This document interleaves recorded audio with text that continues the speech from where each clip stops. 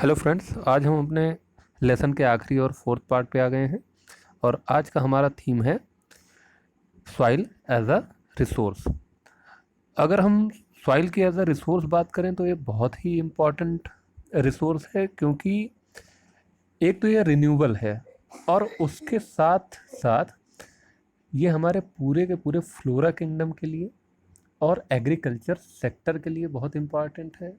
और इसके साथ ही बहुत सारे लिविंग ऑर्गेनिज्म को ये सपोर्ट करता है, उनकी लाइफ को सपोर्ट करने के, लिविंग कंडीशंस को सपोर्ट करने के लिए एक बहुत ज़रूरी संसाधन है। मिट्टी की अगर बनने की बात करें तो एक बहुत पतली परत, कुछ सेंटीमीटर परत को बनने में उसके लाखों साल का टाइम लग जाता है और इसलिए इसका इस्तेमाल हमें बहुत सोच समझ के करना चाहिए। अगर मिट्टी को बनाने वाले जो कारक हैं, जो फैक्टर्स हैं जिनके कारण मिट्टी बनती है, उसकी बात करें तो यहाँ पे कुछ फैक्टर्स आपको सामने दिख रहे होंगे। इसमें बेसिकली पेरेंट रॉक एक महत्वपूर्ण भूमिका निभाती है सॉइल के फॉर्मेशन में। क्लाइमेटिक कंडीशन बहुत महत्वपूर्ण भूमिका निभाती है अपनी। वेजिटेशन का भी रोल होता है। इसके अलावा टेम्परेचर का रोल है और बाकी जो भी दिख रहे हैं इन सब का अपना रोल है मिट्टी को बनाने में। इसके अलावा एक बहुत ज़रूरी चीज़ जो है, जो यहाँ हमसे छूट रही है, वो है टाइम। टाइम भी एक इम्पॉर्टेंट फैक्टर है सॉइल के फॉर्मेशन का। अगर हम क्लासिफिकेशन की बात करें सॉइल को, तो बेसिकली इसे 4 बेसिस पे डिवाइड किया जाता है, जो कलर, थिकनेस, टेक्सचर, एज और केमिकल फिजिकल प्रॉपर्टीज़ होता है। भारत में सॉइल को basically alluvial, black, red, laterite, arid और फॉरेस्ट में डिवाइड किया गया है। अब हम इनमें से हर एक को थोड़े डीप में जाके स्टडी करने की कोशिश करेंगे। आगे अब एक मैप देख रहे हैं अपने स्क्रीन पे, जो सॉइल रीजन्स का मैप है इंडिया के। और अगर यहाँ पे आप ध्यान से देखें तो जो ये ग्रीन एरियाज दिख रहे हैं आपको, इधर एक दिख रहा है और यहाँ पे एक दिख रहा है। ये जो ग्रीन एरियाज हैं ये बेसिकली माउंटेन फॉरेस्ट सॉइल वाले एरियाज हैं, यानी कि कश्मीर, हिमाचल, उत्तराखंड, इधर सिक्किम और अरुणाचल के कुछ हिस्से में ये सॉइल मिलती है। एलुवियल सॉइल की अगर बात करें तो एलुवियल सॉइल बेसिकली अगर आप देखेंगे तो जो इंडस, गंगा और ब्रह्मपुत्रा का मैदानी इलाका है, जो उस पूरे इलाके में ये सॉइल मिलती है। इसके अलावा ईस्टर्न कोस्टल प्लेन्स में आपको एक नैरो स्ट्रेच दिख रही है और साथ में एक पतली पट्टी गुजरात की तरफ भी चली गई है, उसको भी आप इसमें कंसीडर कर सकते हैं। तो ये पूरा इलाका है जहाँ पे ये सॉइल फैली हुई है। अभी मैं सिर्फ रीजन की बात कर रहा हूँ। इसी तरीके से अगर आप रेड एंड येलो सॉइल की बात करें, जो लाल और पीली मिट्टी है, वो ज़्यादातर डेक्कन प्लेटू के ईस्टर्न और सदर्न पार्ट में आपको देखने को मिल जाएगी और साथ में कुछ हिस्सा नॉर्दर्न, नॉर्थ ईस्ट रीजन में भी उसका है। इसी के अलावा अगर हम बात करें ब्लैक सॉइल की, तो वो गुजरात, मध्य प्रदेश और महाराष्ट्र का बेसिक एरिया जहाँ पे ब्लैक सॉइल मिलती है। लेटराइट सॉइल का एक पतला स्ट्रिप इधर आपको फैला हुआ केरला और कर्नाटका की तरफ दिख रहा है, वेस्टर्न घाट की तरफ, और ये ज़्यादातर उन एरियाज में पाई जाती है जहाँ पे बारिश थोड़ी ज़्यादा होती है। इसके अलावा एरिड सॉइल में भी एक डिवीज़न एरिड सॉइल का भी है, जो राजस्थान और गुजरात के कुछ हिस्से में और पंजाब के पश्चिमी हिस्से में पाई जाती है। तो ये इंडिया का एरिया वाइज सॉइल रीजन्स का डिवीज़न था। अब आगे हम एक एक सॉइल पे थोड़ी डीप में बात करेंगे। अगर एलुवियल सॉइल की बात करें तो इंडिया में सबसे ज़्यादा एरिया में ये मिट्टी फैली हुई है और बहुत फर्टाइल मिट्टी है। भारत का सबसे ज़्यादा ग्रेन यहीं से आता है, यानी कि सबसे बड़ा एग्रीकल्चरल रीजन इसी मिट्टी के साथ बनता है। और इस मिट्टी को बनाने में बेसिकली सैंड और सिल्क का हाथ होता है, जो नदियों के द्वारा आके डिपॉजिट होती हैं मैदानों में। इसके अलावा इसके रीजन्स पे हमने बात कर ली है। नॉर्दर्न प्लेन जो पूरा है इंडिया का, इसके अलावा coastal areas, eastern coastal area जिसमें गोदावरी, महानदी और कावेरी का डेल्टा एरिया इंपॉर्टेंट है, जिसे ध्यान में रखना है। ये मिट्टी राइस कल्टीवेशन के लिए, वीट कल्टीवेशन के लिए, कॉटन और ऑयल सीड के लिए इम्पॉर्टेंट है। कॉटन को बहुत ज़्यादा हम इसको कंसीडर नहीं करेंगे क्योंकि कॉटन के लिए बेसिकली ब्लैक सॉइल सबसे ज़्यादा इंपॉर्टेंट होती है। इसमें पोटास और लाइम काफ़ी होता है इस मिट्टी में, लेकिन नाइट्रोजन की कमी होती है, यानी कि जब किसानों को अच्छी फसल लेनी है तो उन्हें नाइट्रोजन युक्त उर्वरक खेतों में डालना होता है। इसका एक फर्दर डिवीजन होता है जो बांगर और खादर में एलुवियल सॉइल को बांटा जाता है। बांगर उस एलुवियल सॉइल को कहते हैं जो पुरानी एलुवियल सॉइल है। ये फ्लड प्लेन यानी कि जहां नदियों का बाढ़ का पानी हर साल आता है उससे ऊपर टेरेस के रूप में मिलते हैं, और इन्हें लोकली कांकर के नाम से जाना जाता है, और कैल्केरियस डिपॉजिट्स की अधिकता होती है इसमें। खादर नए फ्लड प्लेन जो हैं, जहाँ पे फ्लड प्लेन है वहाँ पे नई एंगर एलुवियल सॉइल को कहा जाता है, जहां हर साल नदी लाके नया मिट्टी डालती है और ये हर साल रिन्यू हो जाते हैं, इसलिए इनकी फर्टिलिटी बनी रहती है और इंटेंसिव एग्रीकल्चर के लिए बहुत सुटेबल रीजन है ये। अब अगर बात करें ब्लैक सॉइल की, तो ये कलर में ब्लैक है, इसीलिए इसको ब्लैक सॉइल कहते हैं। इग्नियस रॉक से बनता है, खास करके बेसाल्टिक लावा वाली रॉक से बनता है ये। इसे रेगुर सॉइल, कॉटन सॉइल और लावा सॉइल भी कहते हैं। जो ये इसका रीजन है महाराष्ट्र, एमपी, छत्तीसगढ़, गोदावरी, कृष्णा, ये इसके और गुजरात इसके बेसिक रीजन्स हैं। इसके अलावा इसमें मॉइस्चर को होल्ड करने की बहुत अच्छी कैपेसिटी होती है। जब ये सूखती है तो क्रैक्स पड़ जाते हैं, और जब स्टिकी होती है, जब वेट होती है तो स्टिकी हो जाती है और इसमें हल चलाना भी मुश्किल हो जाता है। और इसमें क्रैक्स इतने बड़े पड़ते हैं कि ये कहते हैं कि ये सेल्फ प्लोइंग करती है अपनी, यानी कि खुद से अपनी जुताई कर लेती है। उसका कारण यह है कि बहुत चौड़े क्रैक्स पड़ते हैं और एयर का पास बहुत अच्छे से और मॉइस्चर का पास बहुत अच्छे से मिट्टी में नीचे होता है। इसमें फॉस्फोरिक कंटेंट की डिफिशियंसी होती है, लेकिन कैल्शियम कार्बोनेट, पोटास और लाइम में रिच होती है। बेसिकली इस सॉइल में कॉटन की खेती होती है, इसीलिए कॉटन सॉइल भी कहते हैं, और गेहूं भी इस सॉइल में अच्छा पैदावार गेहूं का भी होता है। रेड और येलो सॉइल की अगर बात करें तो ये उस इलाके में पाई जाती है जहाँ पे बारिश कम होती है। हमने रीजन की बात की थी कि डेक्कन प्लेटू के ईस्टर्न और सदर्न पार्ट पे ये सॉइल मिलती है। ये अपनी बनावट में पोरस होती है, यानी कि इसके जो पार्टिकल्स होते हैं वो बड़े बड़े होते हैं, और इसके अलावा ये उस जगह पे मिलती है जहाँ इग्नियस और मेटामॉर्फिक रॉक का डेन्यूडेशन हुआ है। डेन्यूडेशन का मतलब अनाच्छादन हुआ है, ऊपर से उस पर जो कवर है वो हट गया है। इस मिट्टी में राइस, पल्सेस, शुगर और शुगर केन उगाना आसान होता है अगर फर्टिलाइज़र का इस्तेमाल किया जाए तो। आयरन में रिच होता है, लेकिन नाइट्रोजन और ह्यूमस और लाइम की कमी होती है। अच्छा, इसको रेड और येलो सॉइल इसलिए कहते हैं क्योंकि जहाँ पे इसका रंग लाल है वहाँ पे आयरन का डिफ्यूज़न हुआ होता है मिट्टी में, और इसलिए वो रेड कलर की होती है। येलो कलर की वहाँ पे ये सॉइल होती है जहाँ पे इसका हाइड्रेट्स जहाँ पे होते हैं इस सॉइल में, वहाँ पे ये येलो कलर की दिखती है। लेटराइट्स की सॉइल की अगर बात करें तो लेटराइट जो लेटर शब्द है इसमें, ये ग्रीक वर्ड है और इसका लिटरली मीनिंग होती है ब्रिक्स, जैसे ईंट। ये सूखने पर ईंटों जैसी हो जाती है, इसलिए इसको लेटराइट सॉइल कहते हैं। लेटराइट सॉइल उस रीजन में मिलती है जहाँ बहुत ज़्यादा बारिश होती है, इसीलिए आपने देखा होगा मैप में कि ये ईस्ट वेस्टर्न घाट के वेस्टर्न पार्ट में मिल रही है, जहाँ सबसे ज़्यादा 400 सेंटीमीटर के आसपास की बारिश होती है। इसके अलावा शिलोंग जैसे रीजन में मिलती है जहाँ पर बारिश काफ़ी ज़्यादा होती है।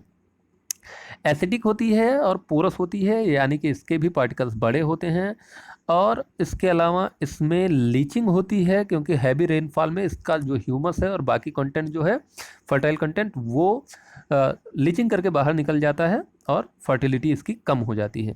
अगर खादों का इस्तेमाल हम करें तो इसमें कॉफ़ी, रबर और कैशू की अच्छी खेती होती है, इसीलिए आप देखेंगे कि केरला के इलाके में इन फसलों की अच्छी खेती हो जाती है। तमिलनाडु का कुछ पार्ट है और कर्नाटका के हिस्से में।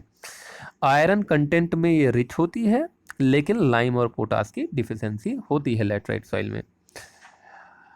आगे अगर एरिड सॉइल की बात करें तो जैसा कि इसके नाम से ही समझ में आ रहा है, ये सूखे इलाके की मिट्टी है, खास करके राजस्थान, गुजरात के कुछ हिस्से और पश्चिमी पंजाब में ये मिट्टी मिलती है। ये वेदरिंग, रॉक के वेदरिंग से बनती है। वेदरिंग का मतलब है जब रॉक अपने ही जगह पे टूट जाती है तो उसे वेदरिंग कहते हैं। ये साल्ट कंटेंट इसमें काफ़ी ज़्यादा होता है, लेकिन ह्यूमस की कमी होती है। ह्यूमस की कमी इसलिए होती है क्योंकि इस सॉइल रीजन में पेड़ पौधों की और जीव जंतुओं की कमी होती है, इसलिए मिट्टी में ह्यूमस की भी कमी होती है। चूंकि ये एरिड सॉइल है, यहाँ नमी कम होती है, तो ऐसे में डेट्स, मेलन और बाजरा जैसे कम पानी का इस्तेमाल करने वाले, कम मॉइस्चर का इस्तेमाल करने वाले फसलें यहाँ उगाई जाती हैं, और इसके रीजन पे हम बात कर चुके हैं। अब अगर आखिरी जो हमारी क्लासिफिकेशन में आखिरी सॉइल है वो फॉरेस्ट सॉइल है, जंगली मिट्टी। ये बेसिकली माउंटेनियस एरिया और रेन फॉरेस्ट के हिली एरियाज में मिलती है, यानी कि केरला के कुछ हिस्से में मिल सकती है, और जो हिमालय रीजन के जो स्टेट्स हैं वहाँ में ये मिट्टी मिलती है। इसको ध्यान देने की बात यह है कि ये ऊंचाई के साथ इसके नेचर में परिवर्तन आता है। जब बर्फीले इलाके में हम चले जाते हैं काफ़ी हाई एल्टीट्यूड पे, तो वहाँ स्नो कवर्ड एरियाज़ में ये एसिटिक नेचर की होती है, और वहाँ पे ह्यूमस की बहुत ही ज़्यादा कमी होती है, क्योंकि वहाँ पे वेजिटेशन और लिविंग ऑर्गेनिज्म की कमी होती है। इसके अलावा अगर हम देखें कि पहाड़ों के ऊंचे ढालों पे ये पोरस होती है, लेकिन जब हम नीचे आते हैं, फुट हिल्स पे आते हैं या वैलीज़ के आसपास आते हैं रिवर की, जो माउंटेन में है, तो वहाँ पे हम देखते हैं कि इसमें क्ले और सिल्ट का लेवल बढ़ जाता है, सिल्ट और सैंड का लेवल बढ़ जाता है, और वहाँ पे ये फर्टाइल होती है और वहाँ खेती भी हो सकती है इसमें। अब अगर अगले टॉपिक पे हम आए, जो हमारा है सॉइल इरोजन का टॉपिक, यहाँ पे अगर सॉइल इरोजन की एक डेफिनेशन बनाने की हम कोशिश करें, तो बेसिकली टॉप सॉइल जो है उसके रिमूवल को और एक स्थान से दूसरे स्थान पर जाके डिपॉजिट होने की जो प्रक्रिया है पूरी, उसको हम रिमूवल ऑफ सॉइल कहते हैं या सॉइल इरोजन कहते हैं। और ये नेचुरल एजेंसीज से भी हो सकता है और मैन मेड भी हो सकता है। बेसिकली ये नेचुरल एजेंसीज से होता है, जैसे बहता हुआ पानी मिट्टी को काटता है ऊपर की लेयर को और ले जाके कहीं और, जैसे नदियां हैं जैसे, और बारिश का पानी है ये उसे कहीं और ले जाके डिपॉजिट कर देते हैं। ठीक ऐसे ही हवा भी ये काम करती है, ग्लेशियर्स भी ये काम करते हैं। तो इस तरीके से नेचुरल एजेंसीज रिमूवल करती रहती हैं, क्योंकि अर्थ पे जो डिप हैं और जो हाई एरियाज हैं, इनके बीच में एक बैलेंस होता है, और ये बैलेंस हमेशा बना होता है, इसको बनाने की कोशिश करती है नेचर। तो हमेशा जो ऊंचे इलाके हैं वहाँ से मिट्टी करती है और नीचे की तरफ जाती है। ये एक नॉर्मल प्रोसेस है, लेकिन कई बार उसमें हम अपने तरफ से एक व्यवधान बना देते हैं और हम इसकी स्पीड को बढ़ा देते हैं। जैसे क्या होता है कि जब इंसान डिफॉरेस्टेशन करता है या ओवरग्रेजिंग करता है या अनसाइंटिफिक एग्रीकल्चर प्रैक्टिस करता है, तो वो सॉइल इरोजन के लिए रिस्पॉन्सिबल हो जाता है। जैसे जब हम डिफॉरेस्टेशन करते हैं तो मिट्टी की ऊपरी परत खुल जाती है इन नेचुरल एजेंसीज के लिए, और ये आसानी से मिट्टी पे इरोजन प्रोसेस शुरू कर देती हैं। ठीक यही काम ओवरग्रेजिंग में होता है। जब ओवरग्रेजिंग होता है तो एक तो घास हट जाती है ऊपर से मिट्टी के, दूसरी बात जो कैटल्स के पैर होते हैं उनसे भी मिट्टी टूटती है और फिर नेचुरल प्रोसेस से वो बड़ी आसानी से रिमूव हो जाती है। तो इन चीज़ों का ध्यान रखना है कि ह्यूमन एक्टिविटीज़ से भी इस प्रोसेस को बढ़ावा मिल जाता है, मिल सकता है, इसलिए हमें इसका ध्यान रखना चाहिए कि ऐसा कोई भी काम ना करें जो हम इतने महत्वपूर्ण रिसोर्स को बर्बाद कर दें। बेसिकली जो इरोजन होता है सॉइल का वो दो टाइप का होता है, गली इरोजन और सीट इरोजन। अब हम इस पर अलग से बात करते हैं। गली इरोजन बेसिकली जो क्लेई सॉइल होती है, जिसमें क्ले ज़्यादा होता है, उस सॉइल में ज़्यादा होता है। इसमें एक गहरी चैनल बन जाती है, एक डीप चैनल बन जाता है, और उससे होके मिट्टी और पानी के साथ बहता रहता है। इसे हम गली इरोजन कहते हैं। और ऐसे एरिया में अगर कई सारी गलीज बन जाती हैं तो वो पूरा एरिया बैडलैंड बन जाता है, जहाँ पे एग्रीकल्चर प्रैक्टिस नहीं की जा सकती है। इसका सबसे अच्छा एग्जांपल अगर आपको देखना है तो चंबल के इलाके को आप देख सकते हैं। आप इमेज में जाके देखिए, चंबल में ढेर सारे बैडलैंड बने हुए हैं, और उसे रेवाइन कहते हैं। बेसिकली उसको इंग्लिश में एक टर्म दिया गया है रेवाइन, खड्ड, महाखड्ड, इस तरीके का एक उसको टर्म भी दिया गया है। अगर आप उसको फिगर में देखना चाहें तो ये गली इरोजन का एक फिगर है, जहाँ पर स्लोप आई थिंक इधर से इधर की तरफ है, और इससे होके मिट्टी बह रही है, पानी के साथ बहती है, अभी पानी नहीं दिख रहा है। तो ये एक गली इरोजन का एग्जाम्पल साफ साफ आपके सामने है। अगर शीट इरोजन की बात करें तो आप ये जो पूरा एरिया देख पा रहे हैं जहाँ से मिट्टी गायब हुई है, ये शीट इरोजन का मतलब है sometime water flows as a sheet over large area down a slope, the water takes away the top soil, this type of erosion is called sheet erosion. मतलब कि एक बड़े एरिया पे जब सॉइल बहता है शीट के ऊपर, तो वो पूरी शीट को ही रिमूव करके अपने साथ लेके चला जाता है, और इसे शीट इरोजन कहते हैं हम। अब यहीं से बात निकलती है कि हमें इन चीज़ों को से बचना है, सीट इरोजन, गली इरोजन या किसी भी तरीके के इरोजन से बचना है, क्योंकि सॉइल को बचाना है। तो इसके लिए हमें कुछ कंजर्वेशन मीजर्स को फॉलो करना होता है। इसका सबसे पहला एग्जाम्पल जो है वो है कंटूर प्लोविंग का। Ploughing along the contour lines can accelerate the flow of water down the slope. अगर हम कंटूर प्लोविंग करते हैं तो हम क्या करते हैं कि जो स्लोप है उसके थ्रू जो वाटर का एक चैनल बनता है, फ्लो बनता है, उसको हम कट कर देते हैं और इससे सॉइल रिमूवल कम हो जाता है।